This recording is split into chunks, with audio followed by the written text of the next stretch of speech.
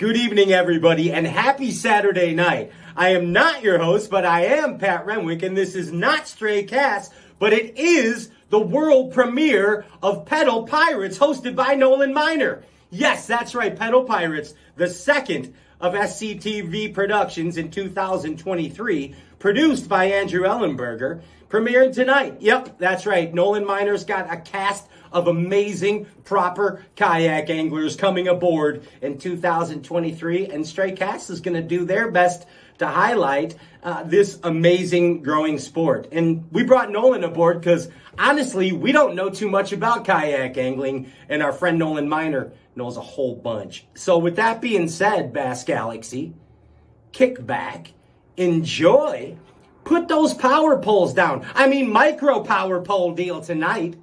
And welcome your host, the one and only Angling Epic Dude of the kayak world. It's Nolan Minor. Come on, Nolan. What's up? I'm Nolan Minor, the host of this new show. It's called Pedal Pirates. It's a kayak fishing show here to talk about kayak bassing.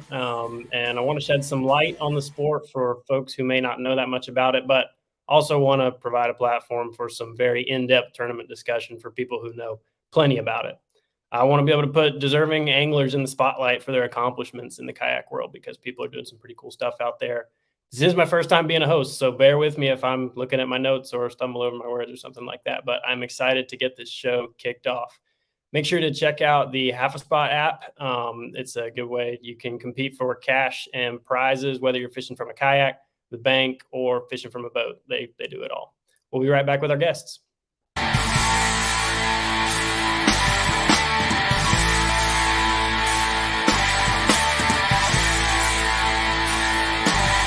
Plenty of sunshine. Come on, man, let's roll.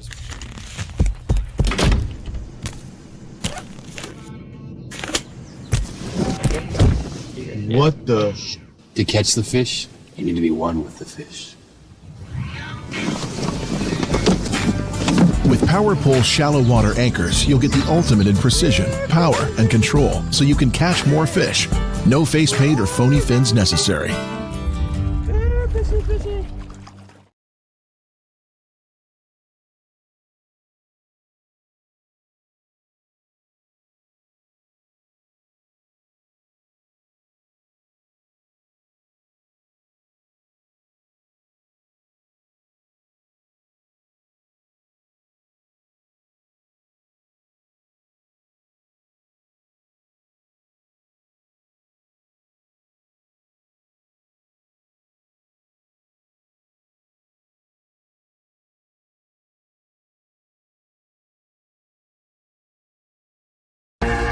Want to know the difference between power bait and other soft plastics?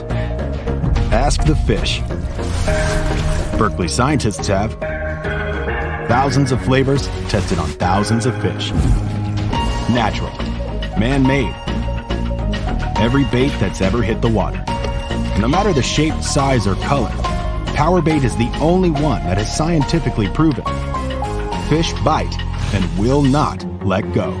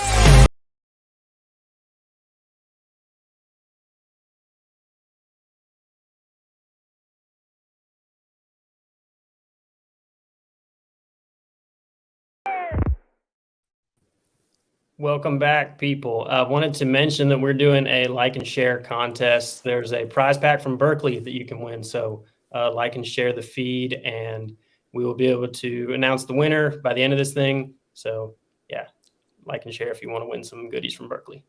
I'm here with, by the way, I'm Nolan Minor, host of the new kayak show. It's called Pedal Pirates. I am here with a couple of my fellow pedal pirates, Cody Milton and Kristine Fischer. They are both very, very well established anglers in the kayak world. That should be no secret to anybody who's in the watching tonight, because yeah, they've done a whole lot. They just represented Team USA in Mexico and brought home the gold. They were fishing together for Team USA. And let's see, yeah, so gonna get into more about them. I looked into, their tournament accomplishments. There's a lot of them. So instead of me bringing something that I think about or I thought was cool, I'm gonna have them introduce themselves and tell me their favorite tournament accomplishment with kayak fishing. So give y'all the light here. Kristine, I guess you take it away. What's up, guys? Thanks for having me tonight, Nolan. Hey, Cody. I haven't seen you in a while. Dude, looks good. Holy cow. That took me off guard. Favorite tournament moment. This is probably going to surprise a lot of people because obviously winning the TOC was kind of a big deal, but that was not my favorite. My favorite tournament moment was winning my first ever, like what I would consider big tournament on Kentucky Lake. I think, gosh, that was probably 4 years ago, 3-4 years ago now. That was my first one. And that just coming from all the years of putting in a lot of hard work and just never thinking I was ever gonna, do anything good in the world of bass fishing, hoisting that trophy and doing it in an area where I was the only person. I had 2 days there completely to myself, and I was just on a killer pattern and really felt like I earned that one pretty good. And that was my first big win, and definitely I think was the catapult for me into my career. So I'd say that one over anything. Good deal. All right. Yeah. And for anybody who doesn't know, Kristine fishes a whole bunch of kayak tournaments, always fishing for something all over the place, has caught a lot of bass. And Cody is pretty much doing more of the same. But Cody, I'll let you take it away. Let's hear about your favorite tournament accomplishment. I would have to say probably the Bassmaster on Lake Fork. I think it was the first Bassmaster the first regular season event they had. And not like, it didn't really have anything to do with like which series it was on. It was solely the fact that like, I remember being on Lake Fork when I was 9 years old. Like I remember going back and forth from my grandparents' house and listening to Dad telling stories from like the late 80s on Lake Fork. So I don't know, it was a cool one. Like just overall, it was probably the most meaningful win I've had. And you're from Arkansas, right? Yep. Okay, good deal. So first of all, I'm going to start off kind of explaining a little bit about kayak tournament fishing, because hopefully we have some people watching who are not so familiar with it since we're on the Straightcast platform. So the stuff that you guys and myself are fishing, a lot of the times these are 200 plus angler fields. We're winning just in regular season events up to and beyond $10,000 for first place. And the entry fees are very low in comparison to what you stand to make in these tournaments. So it's really cool. They're multi-day events a lot of the times. These are lakes all over the country. And the way that we actually we submit our fish, but the way that we score our fish in the kayak tournaments, it's catch, photo, release. So we have measuring boards that everybody has the same measuring board, and we take pictures of them, and it gets submitted through an app. So that's how the fish are scored. So it's not by weight, it's by total length. Most of the time it's your best 5, and that's kind of how these things work. So first thing I want to talk about with y'all is the whole 2023 season. Some schedules are out, some aren't. I want to hear, regardless of the series, what event, I'll start with Kristine, but what event you're looking the most forward to, and then if there's one that you are concerned about that you're planning on fishing. Oh boy, I'm trying to think of the schedule as it lays out. I'm really excited for the Hobie schedule, just because Nolan, you and I talked about this. It really caters to people that like fishing shallow, muddy water and cypress swamps and everything. It sets up really nice for what I like to do. The event in particular, though, I love the Susky. I really do. As much as I love fishing for big largemouth down south, I think that Bassmaster. I don't know if they've announced that yet. I'm hoping something goes to the Susky. That'd probably be up there. But other than that, I think that the probably the Hobie on Caddo Bistino is what I'm looking forward to, and I think that's early March. Is that right? Yeah, it's the 11th. Yeah, I think we're going to hit that at a really, really good time. And that Caddo's got to be like one of my favorite lakes in the country for a variety of reasons. So I think that one's what I'm looking forward to. And as far as the one there's really not one on the schedule that I'm not looking forward to. Maybe Cayuga. I think I am going to fish Cayuga, and solely just because of the drive, and I'm not as familiar with that area. But I mean, there's not one on there that I'm just like absolutely kind of dreading. They took Dardanelle off, so that really made me feel pretty good. Sorry, Cody. Yeah. Yeah. Never showed out in any of the tournaments we've had. Never really did. All right, Cody, let's hear your thoughts on what you're thinking about for this season. So honestly, oddly enough, I am most excited about probably going to Cayuga. I think like and this was a while ago. Like, I'm sure there's been plenty of kayak tournaments on it the last couple of years, but the last like big national tournament that I remember there was probably 5 or 6 years ago, and I bet it still holds the record for most stringers over 90 inches. For sure holds the record for like most stringers over 80. It was insane. So yeah, I've never been up there, but probably it's probably one of the most I don't know, I've looked forward to going up there for a while. I will say that. But yeah, man, I want to say it was a KBF tournament in 17, and I think there was like close to 30 stringers over 90 inches, I want to say. It was something like that. Like 90 inches didn't get a check, which seems crazy for a northern tournament. So what dominated on that one? Largemouth or smallmouth? Or was it largemouth? Yeah, like all largemouth. Yeah. Okay. Good to know. Yeah, from what I know about Cayuga, there are smallmouth in there, and they're big ones, but it's hard to catch numbers of them. So that's kind of what I've heard too. Somebody figures those out. Huh. Yeah, so I didn't get like a nervous tournament from either of y'all. Is there anything that we're like, oh, I'm going to fish that one, but I don't know how that's going to shake out, or nothing? We're just ready to just take it on.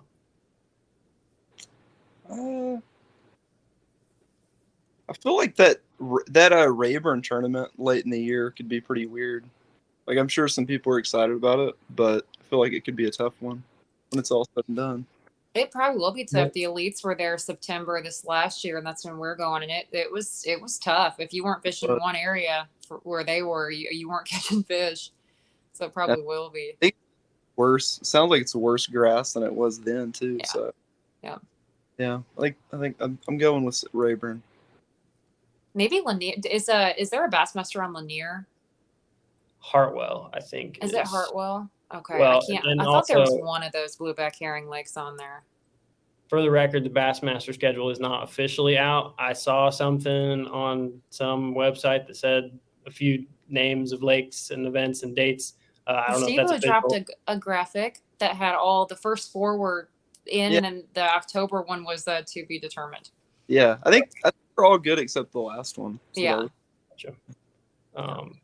Yeah, Hartwell was the one on there that I was interested in because unlike Kristine, and I would imagine unlike Cody, because you're from Arkansas, clear water stuff is probably not in your wheelhouse, and that's stuff that I really like. So I'm kind of eyeing that one.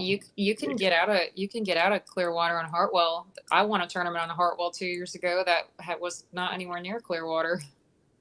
Yeah, I've been there. It's a neat place. It's super dynamic fishery. There's a whole bunch of different places you can catch them there. It's kind of got them from end to end. Really cool place. It does, yeah. I'm looking forward to that one too. So what do y'all think about a lot of the kayak trails fishing what are very well-known tournament venues, like on the bass boat side of things? Because it seems like that's kind of where things are gravitating towards. I don't think it's something that like ultimately has to take place. I think it happens now because it's kind of the easiest, way direction for tournament directors and like whoever to go. I mean, that being said, though, I mean, if we keep, getting 200 plus anglers at every event, you still have to have a pretty large body of water to house, that many anglers. Especially only being able to go a few miles from each ramp. But no, I mean, I think, back in the day, I would have said I thought we were going to end up gravitating to smaller lakes, and it almost seems like the opposite, if anything. Which now, I mean, it's cool because I mean, I think most everybody grows up watching all these lakes on TV that we get to go to, so it's pretty fun to do that.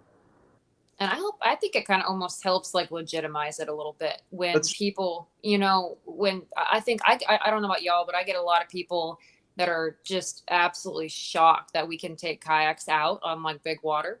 And so I think when these people that aren't as familiar with kayak fishing are hearing that we're hitting the exact same big tournament lakes that they are, I think it helps legitimize our sport. And then they can kind of look and see, what kind of numbers we're putting up, even though it's kind of hard for people to understand the length to weight deal. I think it helps legitimize it and helps people become a little bit more familiar with it, if that makes sense. Mm-hmm. Yeah. It really surprised me personally because I came from fishing the college series from a boat and I fished some Bassmaster Opens. And so it was always hard for me. My little brother Ewing fishes the kayak series pretty heavily. And it was always really weird for me to try to put into perspective the difference between me being able to drive really anywhere I want to go on a fishery. But then in a kayak, you're on this huge fishery and you obviously don't have that freedom to move around as much.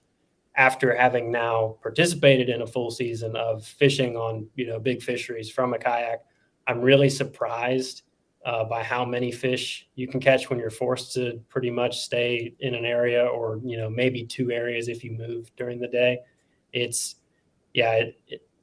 pretty impressive to me. And it's really cool because I was nervous about it going into it, thinking that, if this is what I was catching when I could drive literally over the whole lake anywhere I wanted to go, how am I going to catch the same fish if I got to stay put? But I've been very surprised. It forces you to have more patterns. I feel like going into a tournament, like if you have to stay in an area, kind of like you said. Yeah, I mean, it's like, regardless, you kind of got to figure them out where you are that day because you're burning a lot of time moving somewhere.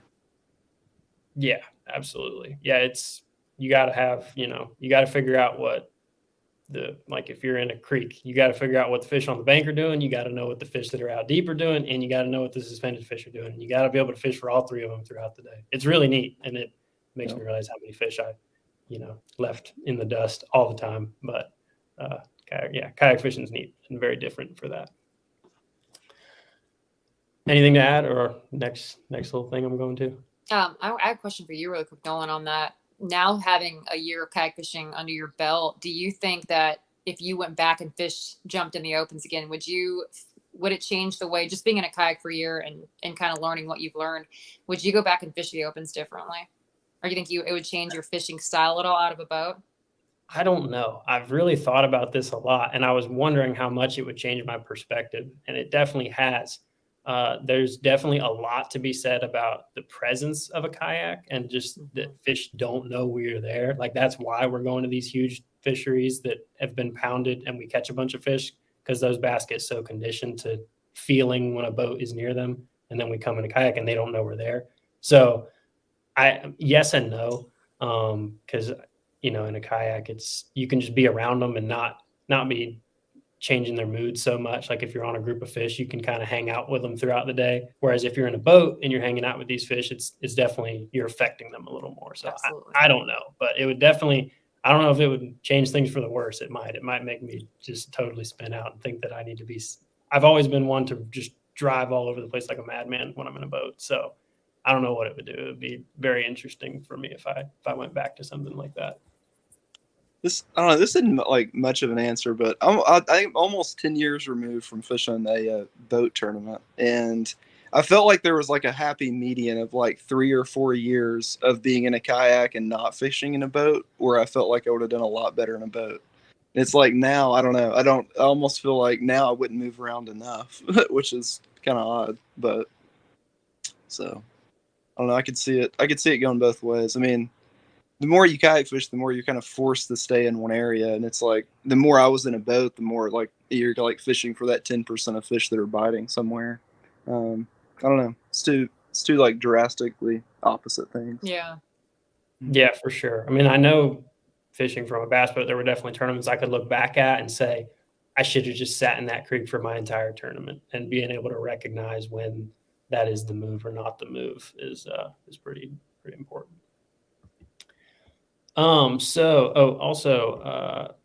Andy, can you get this comment from Andy Leonard up here? I think Andy said he can do that.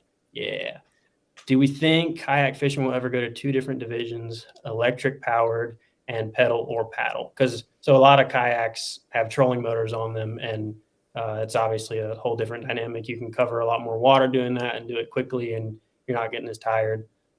So I think Bassmaster and KBF are the two major trails that allow trolling motors during competition, correct? Yep. Right on that.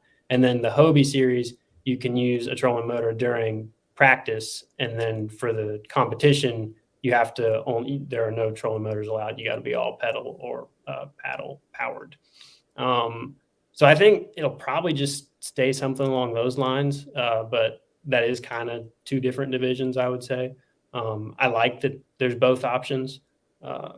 Yeah, and I mean that's the best way I can put it. I don't know. You guys think we'll ever see like two different divisions like that? I mean, other than what we already have with the Hobie, being human powered, and the other two, focusing on the motors, probably not. No, I mean, I kind of agree. I mean, it's hard to write motors off just because, usually there's a lot of money that comes with a lot of those kayak motor companies. But I mean, honestly, I like practicing with a motor and taking it off come tournament day. I think that's really probably one of the most efficient ways to do it. Yeah, it's pretty cool. I don't know. I think there's room for all of it, but I definitely agree. It's kind of neat. Speaking of that Hobie series, there have been some rule changes for this season, and wanted to hear your guys' thoughts on that.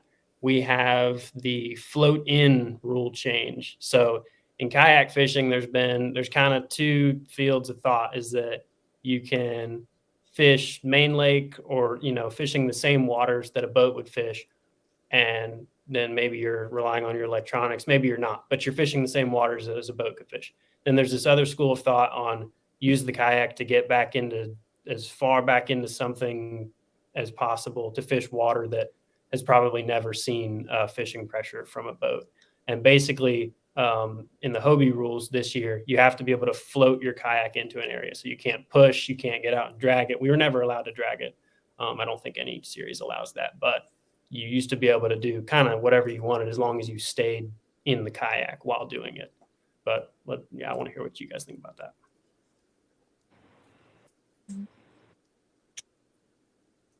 Kristine? Okay, I'll go first. That's kind of it's a tough one. Part of me, I feel for your quote unquote river and super skinny water guys, because it's very obvious they're able to still remain in the kayak and push themselves up these shoals and up these really shallow areas where a lot of us can't. I certainly can't do that in my Hobie, or even my shallow water kayak. And so I kind of feel for them. I get where they're coming from on that, but I also think I wish there was a way, and I think that we're going to see that with the rule change, to still involve the creeks and the rivers without pushing it to the absolute extreme. Because I love fishing, these really, really skinny creeks and rivers and getting up. I'm usually in the river section fishing in the tournaments if that's able, if we have that option. So I think that still, is going to play. And I think a lot of the guys that are, concerned that we're kind of phasing out the river guys, I don't think that's the case. I really think that it's just going to be a little bit more manageable on the tournament director side now, which honestly was really needed. I know that a lot of the TDs had so many headaches with that. And as long as, there are still some launch access points where you can still get to these creeks and these rivers. I think that being able to fish the same water that everybody else can fish further legitimizes our sport and makes it, I mean, everyone's going for, I guess, what they're calling the level playing field. That's kind of where I lie on that. I still want those waters to be in play within reason. And I still think the majority of the places we fish, you're going to be able to fish a lot of the creeks and the rivers, no questions asked, because they're navigable. That's kind of my thoughts on it. I don't think it's really going to completely rule out these areas. It's just going to make it a little bit more legitimate, I think. And I think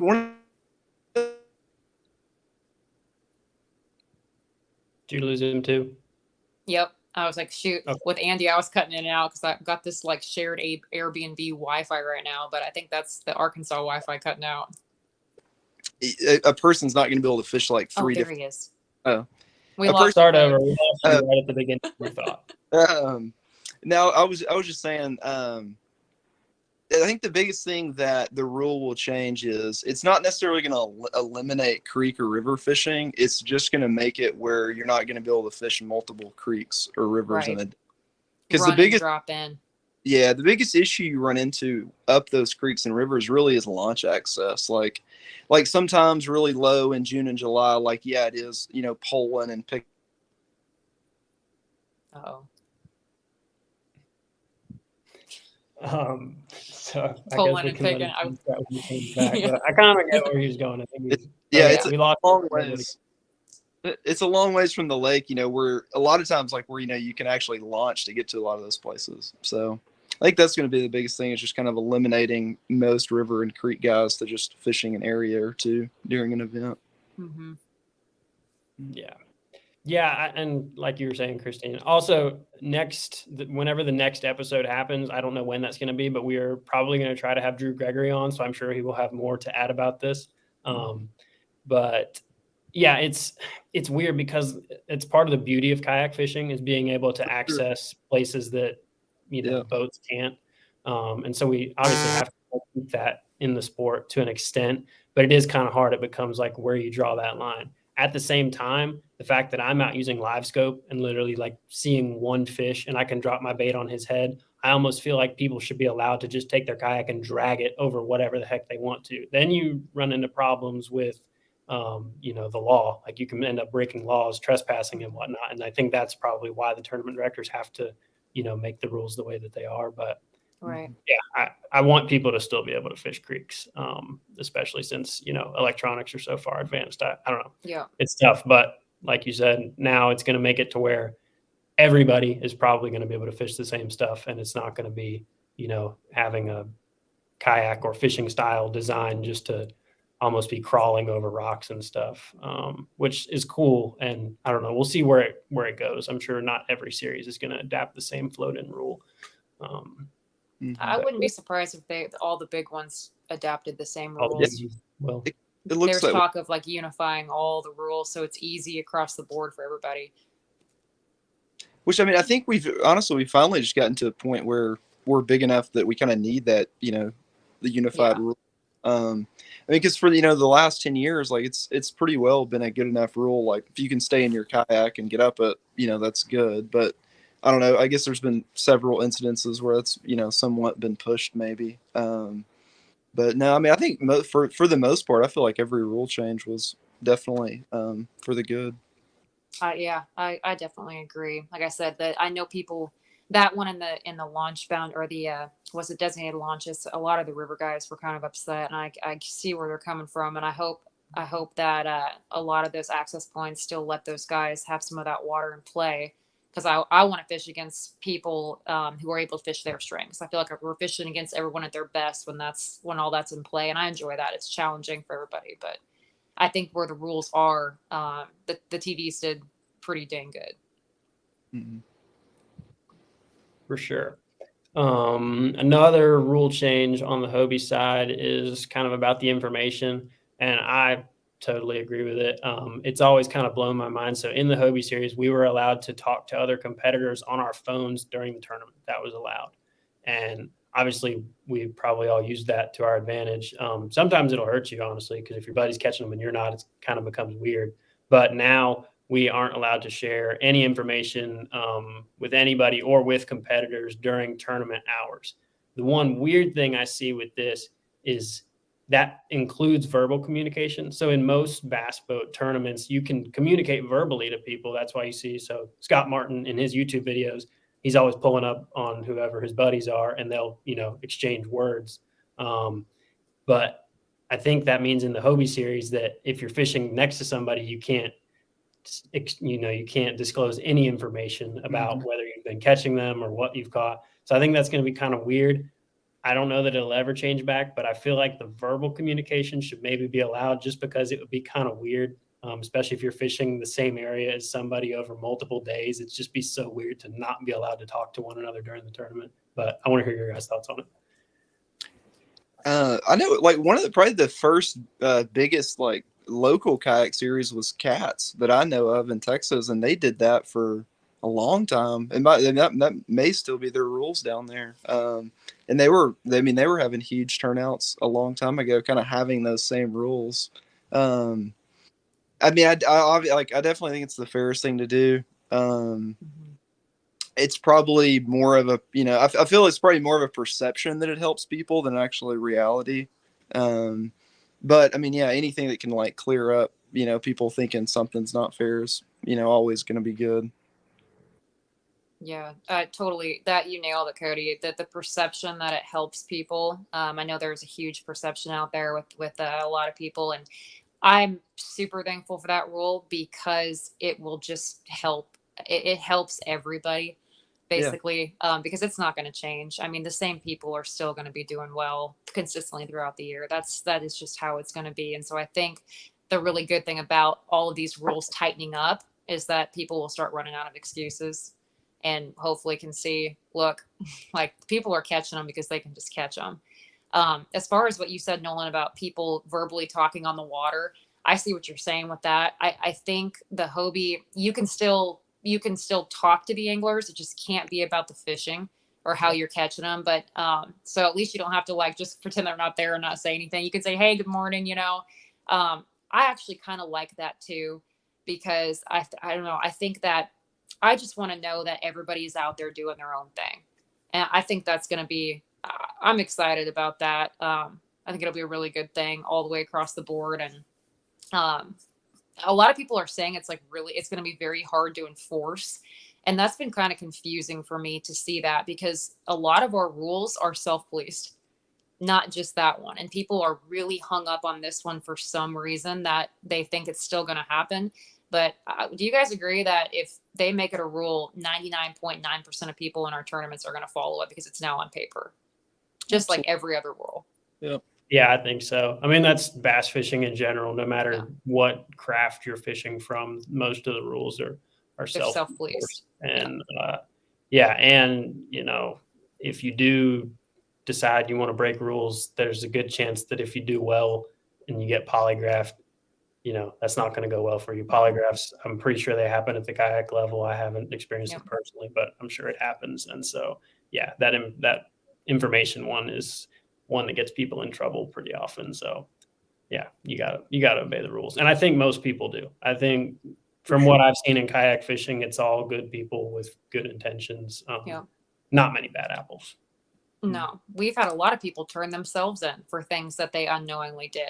And no one would have had any idea that they did something wrong, but they turned themselves in. And I think that speaks really highly of the people that fish our series. Yeah, I think I ended up getting more money after I want to say it was at the Santee Cooper. They had the Queen City tournament alongside ours that we could enter. So for people who don't know kayak fishing, I guess it does happen from bass boats too. It'd be like if there's two tournaments happening and you pay, and it's out of the same ramp, and you pay both entry fees and you weigh your fish and then you can walk them to the next set of scales. It's kind of like that. That does happen some, but we can submit our fish for two tournaments that are happening at the same time. So that's what I'm referencing. But there was a guy in one of the tournaments that, I don't know, maybe it was a week after the event, I got like 50 more bucks because I jumped up one place. But it was this guy that he looked back and realized that he didn't have a fishing license during the tournament. And this is way after the tournament's over. And he turned himself in for not having a fishing license during the tournament, even though it was all said and done. I mean, like, it was great that guy did that, but I'm like, man, you didn't gain a competitive advantage. You didn't, you obviously didn't knowingly do anything wrong. I hope that guy got some good karma from that. But yeah, so that, I don't think there's very many people intentionally breaking rules in kayak fishing.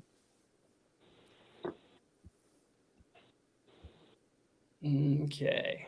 Got a category that I have labeled in my notes, fun stuff. So let's hear biggest kayak tournament catch. Cody, you go first. I want to hear about it. So the only I've caught 2 10-pounders in my life, and both of them were during competition.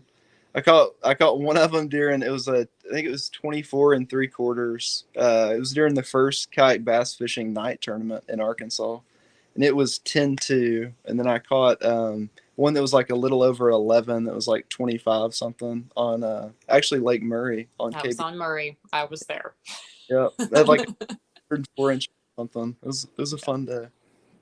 What did you catch those 2 fish on? I've never caught a 10-pounder on anything other than a spinnerbait.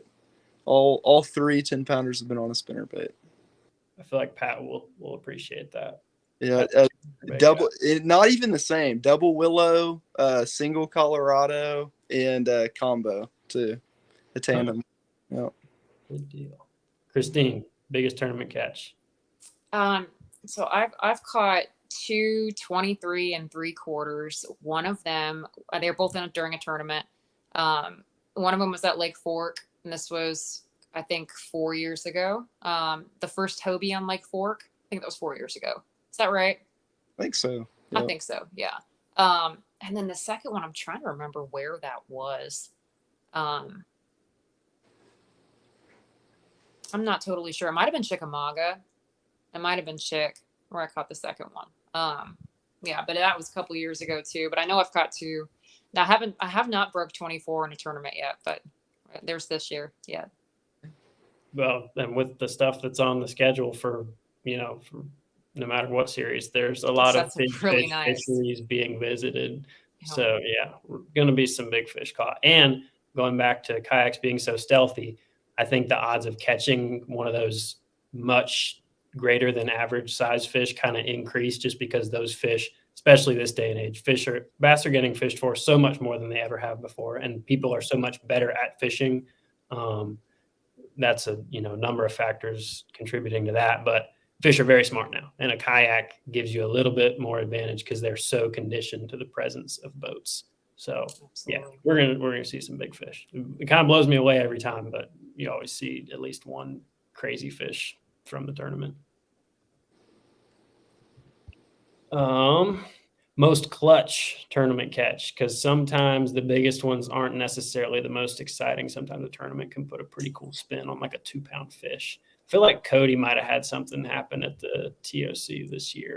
I was gonna go to the TOC. Yeah, just like really the last 30 minutes of all 3 days of the TOC, like not just one of them.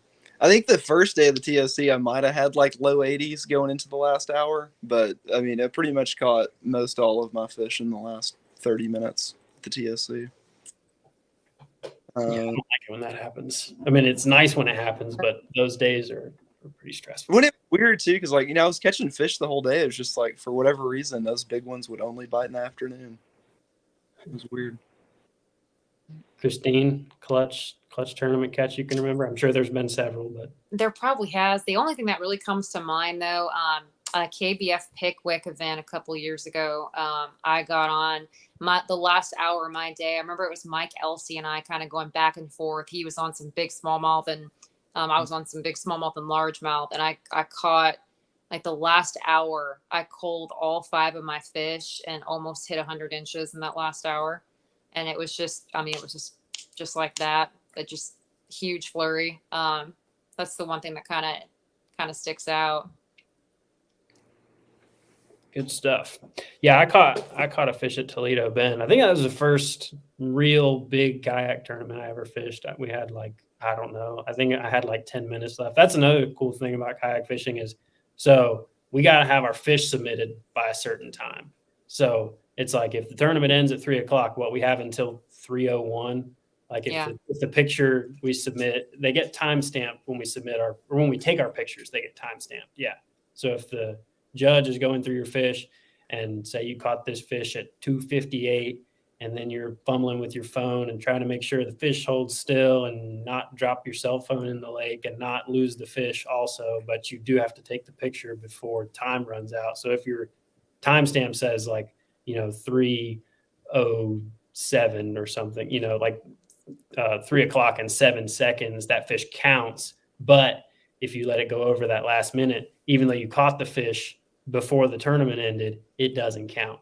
And that, it's surprising. Again, it's kind of like a big fish being caught every time. Usually somebody is burning it down to the wire. And a lot of the times you hear at least one person every tournament does not get a fish submitted because they don't get the picture in time. You seem to hear it every time. Have y'all ever had a heartbreaker like that? I haven't, but I haven't been fishing them for nearly as long as y'all. Not really. I don't know. I'll make a cast with the last minute, but I try to not really catch one, a minute after. So I hadn't had anything. I don't know. I haven't landed any fish like after the tournament was over. Kristine? I've had several times, not ever when the tournament's over, but I've had several times, and this is embarrassing to even admit this, but at the national championship, recently this happened where I had my hand placement was wrong, and so I got all my fish DQ'd. Or the identifier, like the Bassmaster Lake Fork a couple years ago, I had the wrong side of the ID. So I've had I should not have this happen. I've fished enough of these now, but every year, at least a couple of times, I'll get fish DQ'd for something that I'm doing with whether the identifier or my hand. I thought you could put your hand there's so many fin rules and stuff, and the series were all different, which I'm all in favor of now, unifying everything. Because I had a lot of fish DQ'd last year across the series for hand placement and stuff. Yeah, that is one really interesting variable about kayak fishing. You really have to thoroughly read the rules and pictures, especially when I have people that are fishing maybe their first one or they haven't done a big one before. I'm in practice, take some pictures, get good at taking pictures. That is something, if anybody's out there thinking about getting into kayak tournaments, it seems easy enough, slap the fish on the board and take the picture, but you got to make sure whatever requirements that tournament series has, you need to abide by those, because there is nothing worse than catching a nice fish. You got him, you put him on the board, you get the picture of him, and then he doesn't count because you messed up one little thing. And, the tournament directors, obviously, they don't have a choice. They got to, whatever their rules say, they got to follow them. And, it's a bummer. Yeah, it's happens. I've always said this, and it sounds bad, but it's not just a fishing tournament. It's like it's a photography tournament too. There are plenty of times the person's caught the fish to win the tournament and not won because photos were wrong. So yeah, it's a big part of it, especially when you catch them late in the day and you're not thinking about the normal things you usually are. Yeah, definitely. I guess you could maybe compare it to Brandon Polinick has had some culling errors over his history of doing amazing things, right? The dude has won so many tournaments. He's amazing.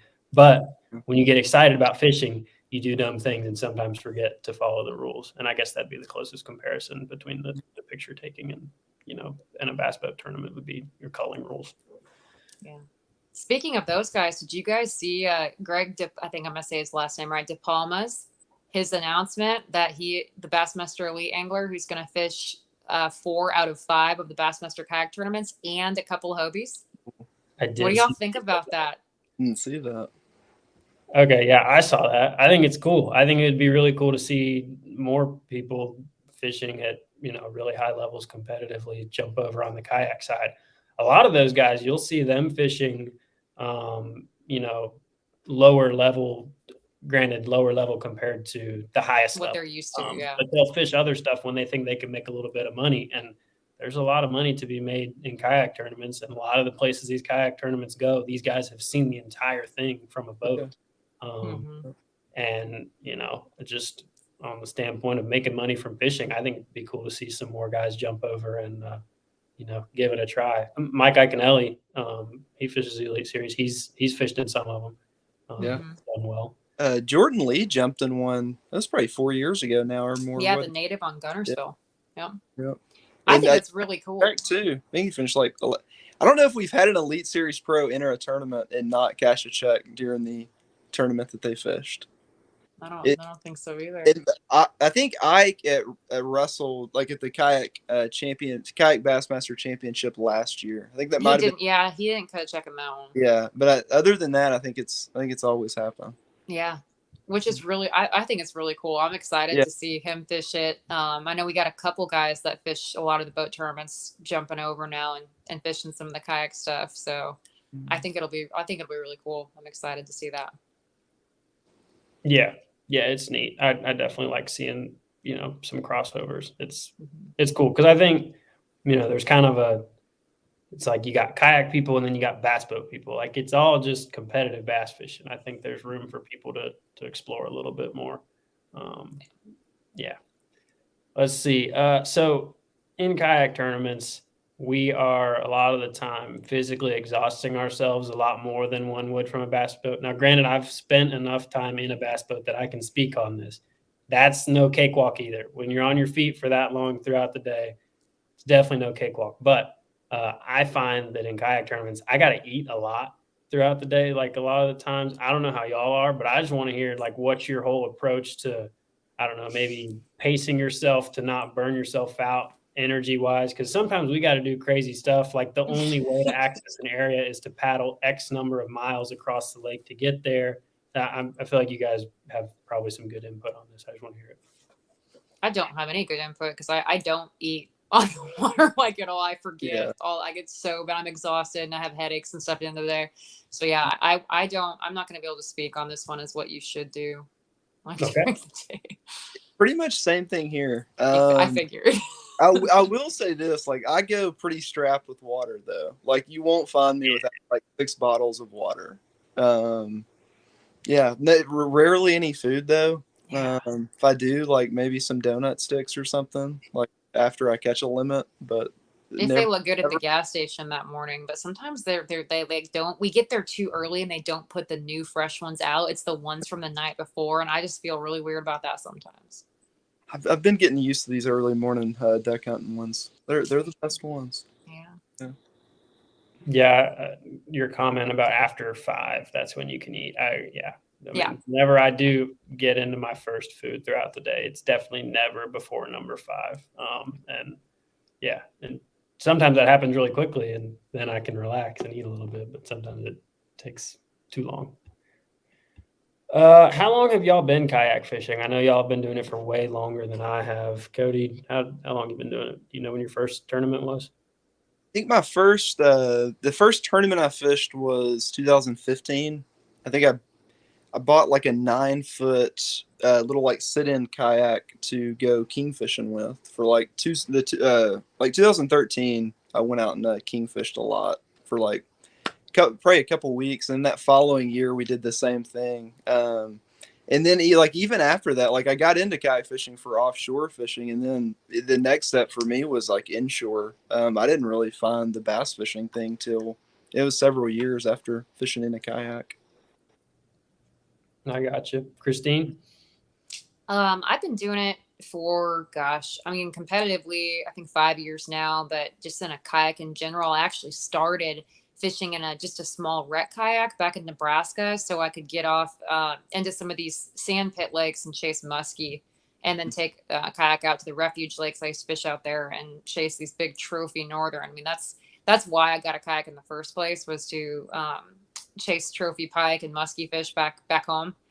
And that's probably 7 or 8 years ago or so. Yeah. Getting off the bank was the main reason I got into kayak fishing. And I mean, for anybody out there, if there's people that are mostly bank anglers and, boats not really in the cards for you because boats are dang expensive.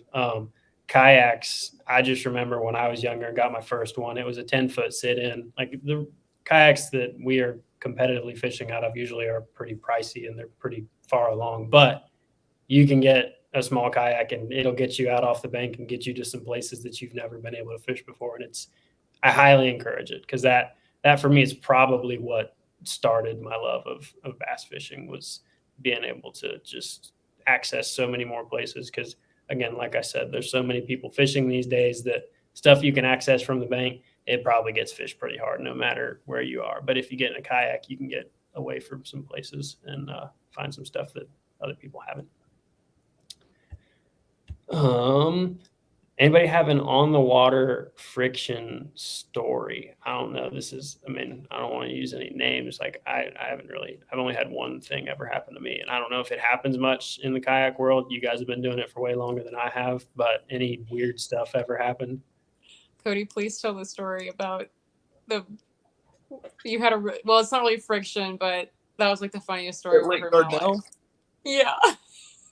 So it is a pretty good story. It's so good. It also explains why I still don't have any headphones. So, it was Lake Dardanelle this year. It was day 2 at the Hobie.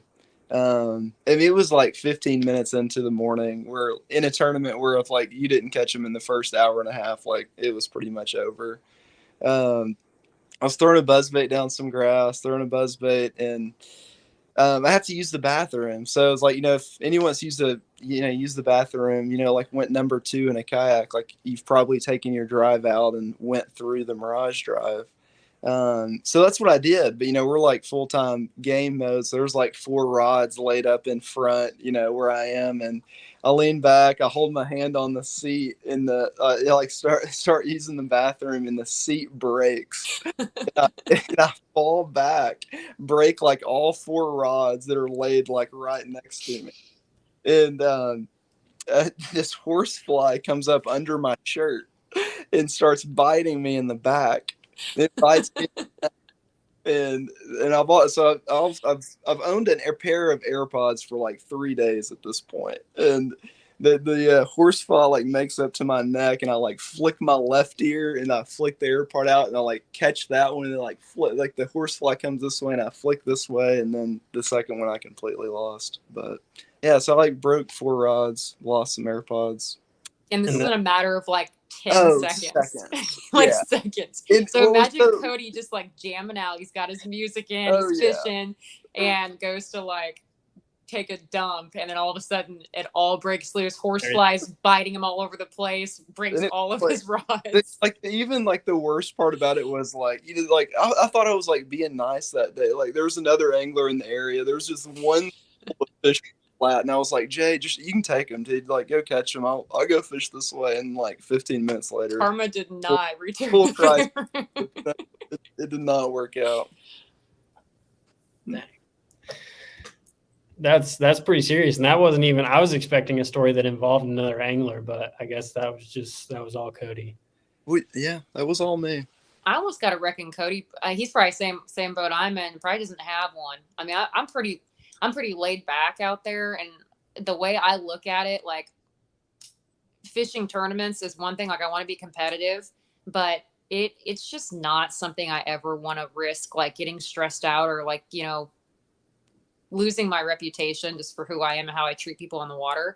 There's been so many times where I can tell people are a little bit tense, and I'd rather just let that person have the entire area and I'll go do something else. I get pretty laid back about it out there. It's definitely, I don't know, the more kayak tournaments, like particularly I've done, you get a little more like calm. I know like the first, like I'd fished out of just done boat tournaments since I was 8-9 years old. And those first couple of years, like I feel like I got in more fights like on the water the first 2 years than I have like the last 5 years. And that's probably just due to me, like more than anything. I don't know. Seems like kayakers are a little nicer and, better about you kind of fishing near them, I guess. Yeah.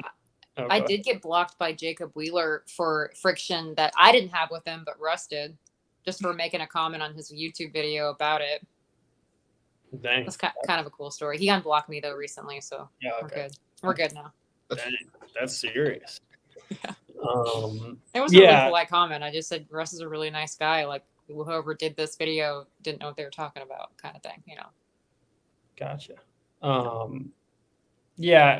Kayak fishing, we end up fishing closer to each other just because we don't have the ability to, somebody's in my area, let me just, drive 7 miles across the lake to the other one. We can take out and use a different ramp, but yeah, for the most part, if you end up fishing around people, it's more understood, I guess, that you're just going to be in close quarters at times. And yeah, I've had 99% good experiences. I just talk to people, do my best to say, hey, what's going on? What are we doing? You cool with me fishing around here? And everybody's pretty cool. So differences between fishing from a bass boat and fishing from a kayak. I had always kayak fished. I've probably kayak fished more. Actually, I definitely have kayak fished more than I've fished out of a bass boat. And I've fished out of a bass boat a lot. I've just spent a lot of time on the water. But something that really stuck out to me, it was this year. I was talking with another angler. His name is Michael Murrah. I don't know if y'all remember him. He did really well this year. I think only fished maybe 2 or 3 events, but I think he was in the top 3 at Toledo Bend for the Hobie series. Or I say this year, last season. But he said it a lot more eloquently than this, but it was something along the lines of just kayak fishing being a very intimate experience. And it really stuck with me. And like, obviously it's pretty straightforward. Like, obviously you're there with the fish, very close proximity, but it is really different. And I don't know, everything is really up close and personal. And like how I was saying, the fish aren't afraid of the kayak. You experience there are things that you experience from the kayak that you wouldn't from a boat, just because fish are kind of more comfortable around you. But I don't know, y'all have anything to add with that as far as just the intimacy of kayak fishing? I mean, it's definitely pretty amazing when you can tell. It's pretty easy to tell when you get into an area where a boat hadn't pushed back into in the last couple of weeks, and you just go throw like a little buzzbait or a whopper plopper or whatever it may be, and catch a bunch of fish when you'd been out on the main lake catching nothing all day. That's probably the best example I would feel like I kind of have from it.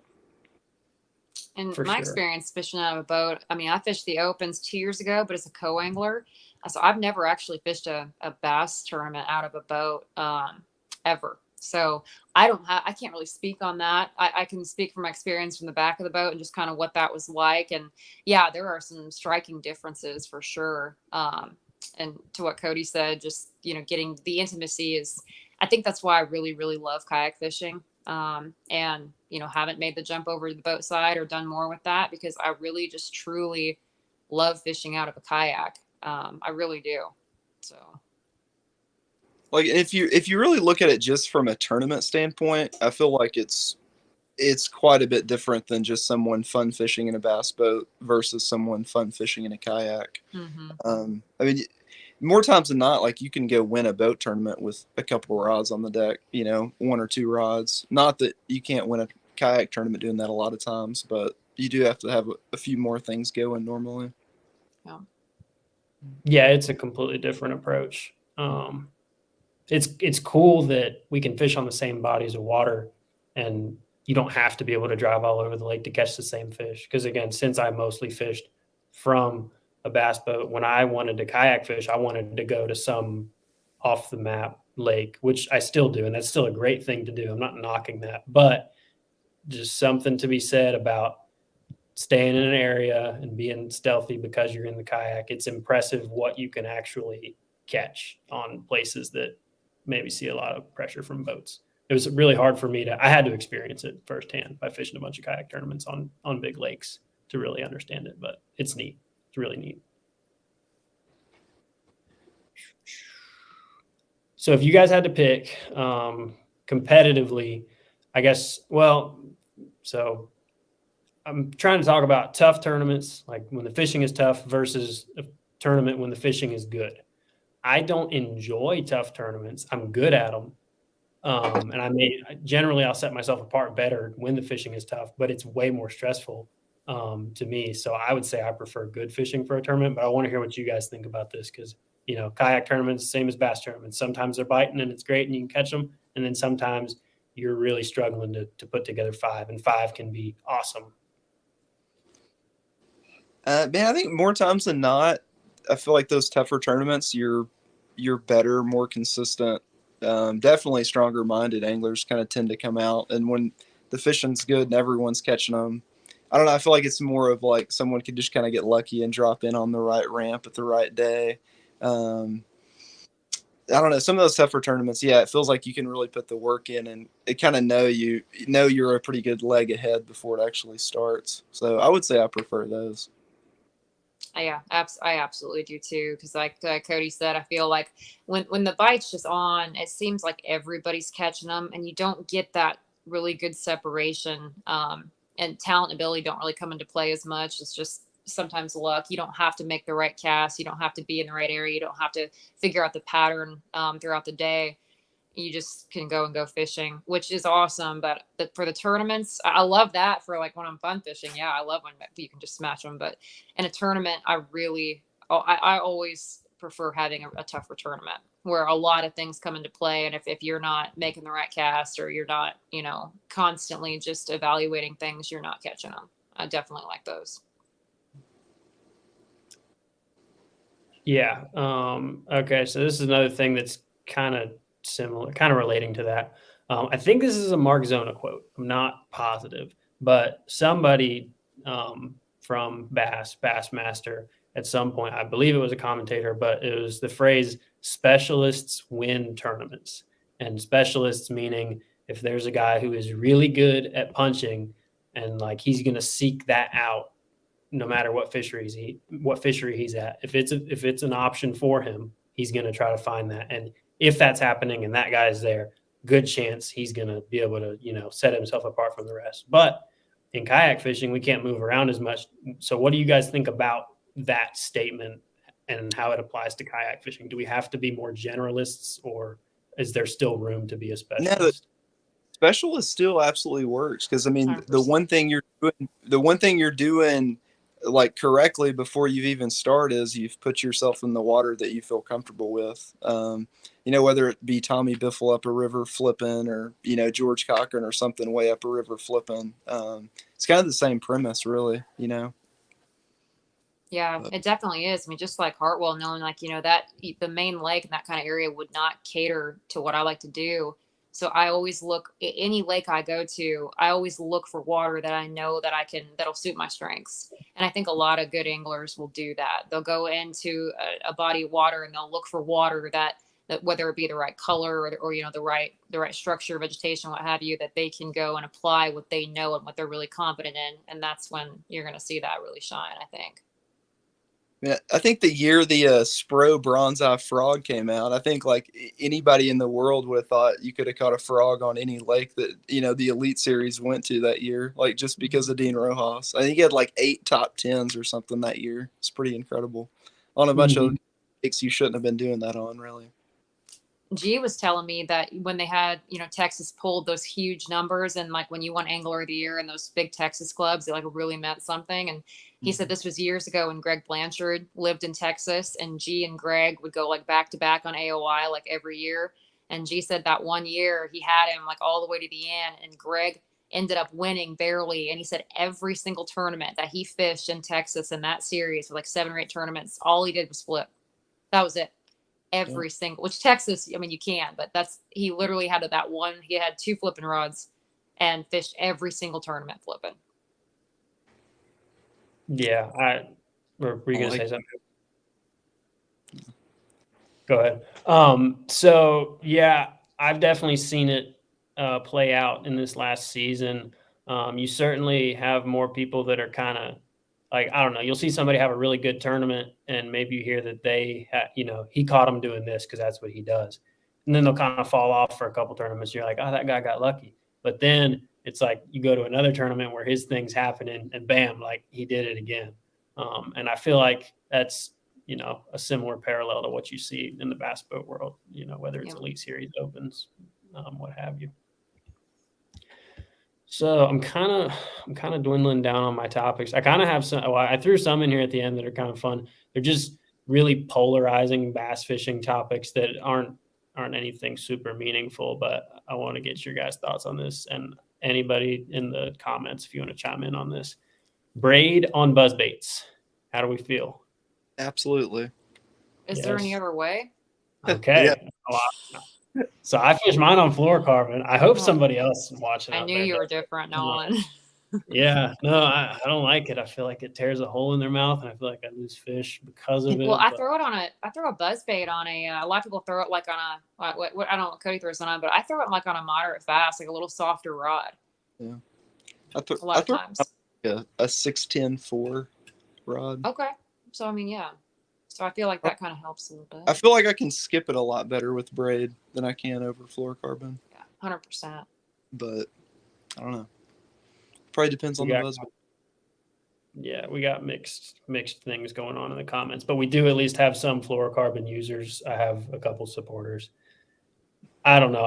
I think a lot of it comes down to whatever you're used to and what you're confident with. How, like, I think the biggest example would be how Kevin Van Dam uses really big, heavy treble hooks on a lot of his stuff and uses heavier rods. And it's just because that's the way he fishes. He sets the hook harder and plays the fish differently than somebody else would using the same treble hook lures. And I think a lot of the stuff that we argue about is kind of the same thing. It's like, if you're used to it and you know how you have to set the hook and play that fish with that equipment, you know how it works, and it might not work for the next guy. But it's fun to argue about stuff like that. So something I feel like we see more of now, it's taken time because braid hasn't been around for that long relative to how long bass fishing has been around. How much do you guys use braid to leaders on bait casters? Now, I'm not just talking about top waters, but there's, sometimes stuff for moving baits, for flipping. You kind of see that more now, whereas, I don't know, I remember when I was growing up, first getting into bass fishing, you pretty much only saw straight braid for frogs and punching. Generally, I'd say just those two.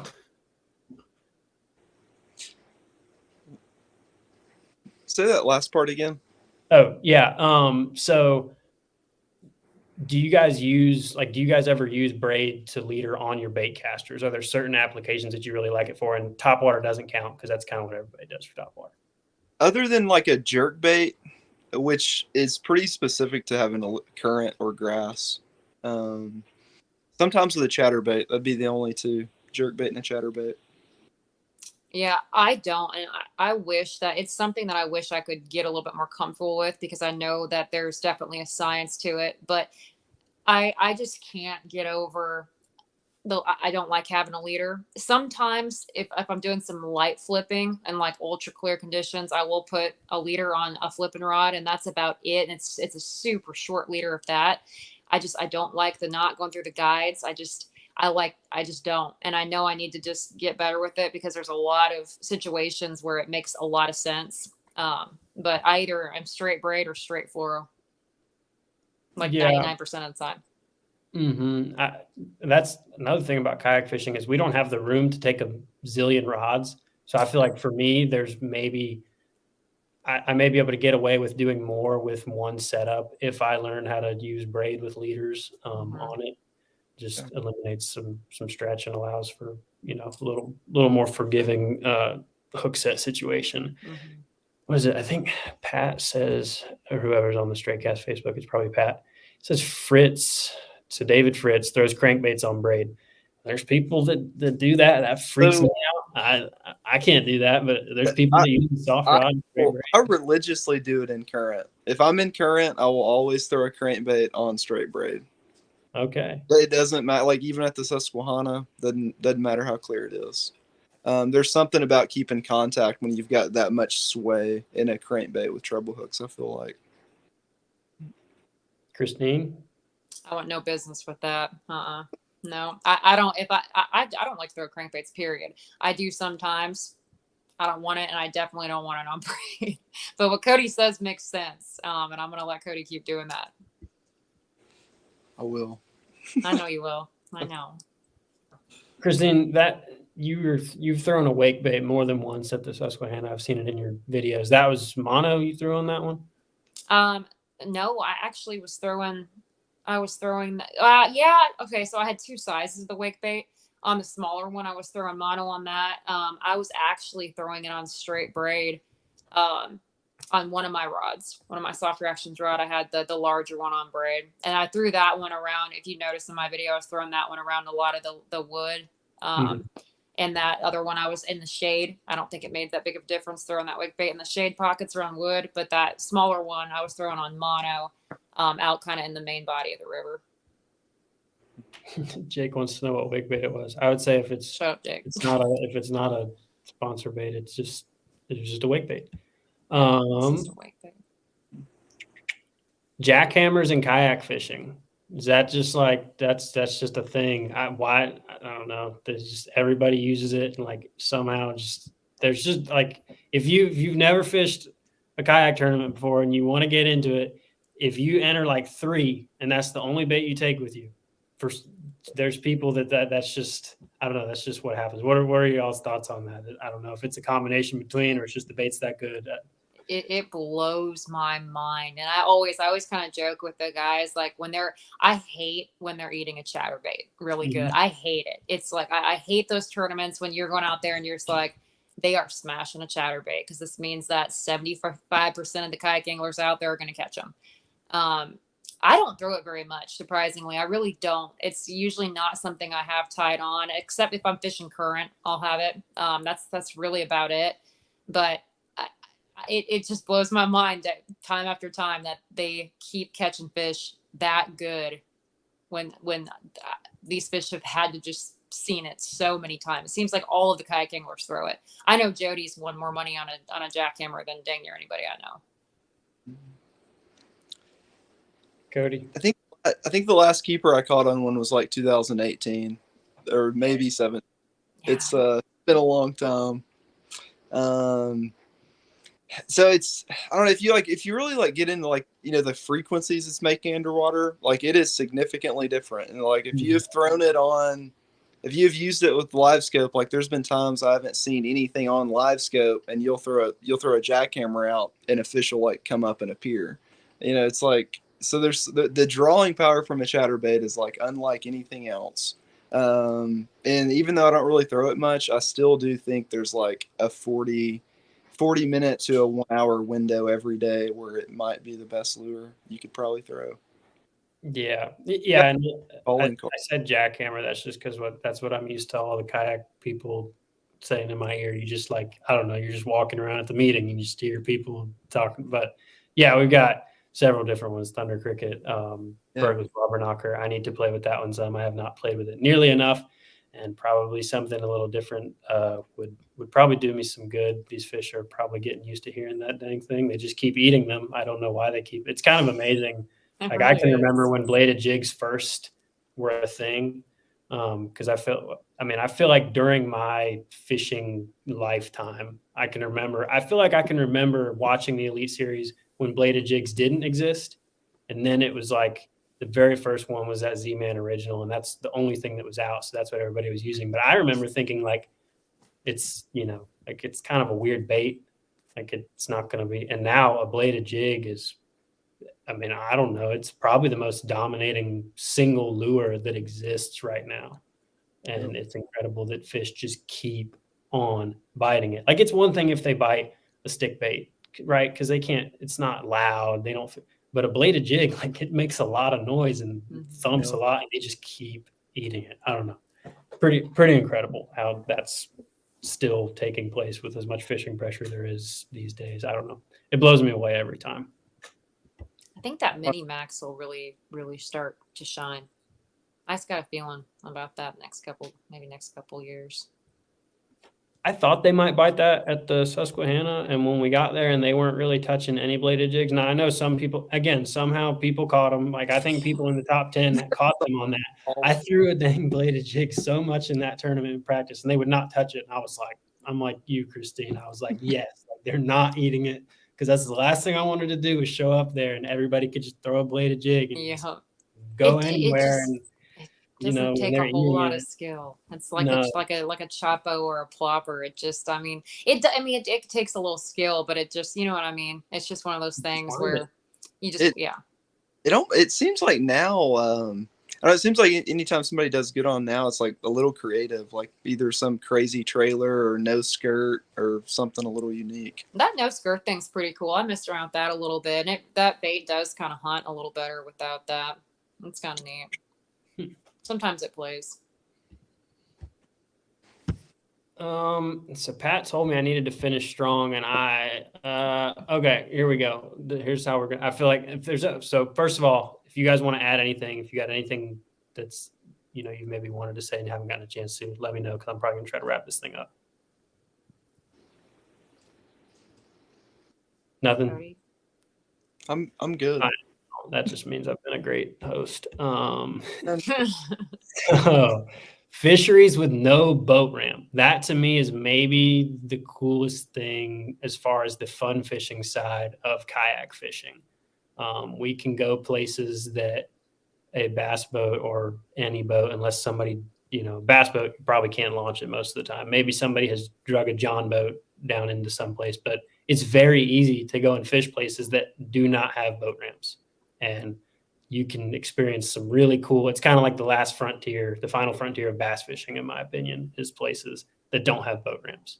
And that's one of my favorite things about kayak fishing. I don't know. What do y'all think about that? I don't know. Like, I would say, like, you're asking like what my favorite part of kayak fishing is. Well, yeah, or just, I mean, I don't know. Like, do you fish many places that don't have boat ramps, or because that to me is just really cool. And again, this is not competitive. Yeah. The fun fishing thing, just the fact that we can access stuff like that. And so even I don't know, before like tournament fishing, we used them for like floating the White River. Like we'd use them for fly fishing when they hadn't generated in 2 or 3 weeks. Like there's a lot of stretches on the lower sections of the White and Little Red that like you can hammer, fish on a fly in like July and August and stuff. That was probably the first, I don't know. That's probably like the biggest benefit I had of it, I guess, beforehand. Yeah, big fan of the no boat ramp thing. Like one of my absolute favorite things to do is scour Google Earth and look at some of the rivers in Tennessee and Virginia and find these little holes that I can drop a kayak into to catch muskie, where it's like off of ravines and stuff to these like deep pools and these rivers and the gorges. And when I know those muskies probably hadn't seen hardly any boats, because unless you're whitewatering down there, you're not getting anywhere near them. So yeah, it's one of my favorite things to do, and you can only do it with a kayak. Yep. Yeah. I think there's people that have probably only spent time in a bass boat and don't want to jump in a kayak just because, it's a lot different. You can't go 70 miles an hour. It's not, usually they're not sparkly. But there are definitely some benefits, and I hope some people further into the future will kind of, maybe eat their words and just try it. Because I think there'd be a lot of people that would be surprised that it'd be more fun, more enjoyable than they would expect if they haven't done it before. So I need to thank some people who support this show. I guess first of all, I'll see y'all out. I don't really know how these work. This is my first time being a host, but thank you guys so much for being on. Everybody watching, we're going to see plenty from these two this season. We will all be giving each other a hard time out there this year, but it will all be in good fun. And yeah, I'm sure that these two are going to crush them at plenty of tournaments, and we'll see plenty from them. We will hopefully have them back on this show again, because this is going to be a recurring show. I don't know when the next one's going to be or how often it's going to happen, but we're going to try to do more of these Pedal Pirates. So yeah, thank you guys so much. If there's anything you want to add, go ahead. But if not, it's been a pleasure having you on. And then I'm going to get into thanking some people that support this show.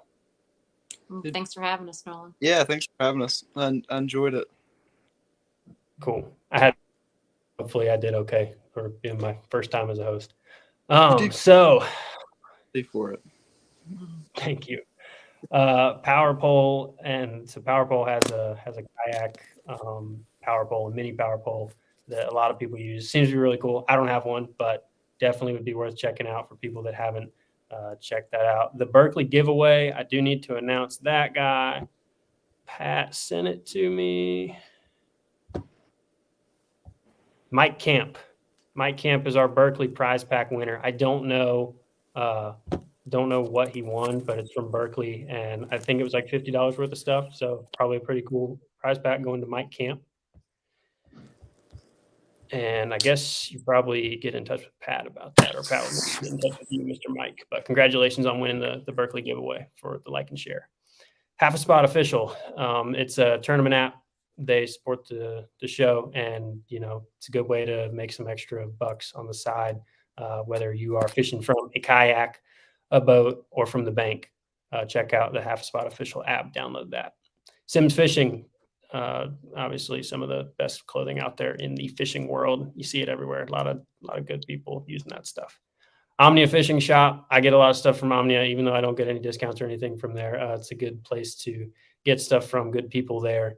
They write you little notes in your little box. You get a note usually when you order some stuff from them. The OG line and lure conditioner, KVD line and lure conditioner. Let's see here.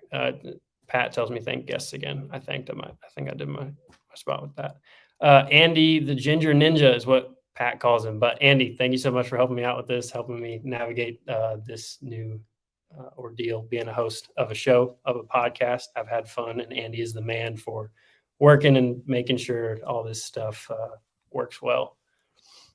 And yeah, that's all we got. Stay looking for the next episode. Like I said, I don't know when we're going to have it, or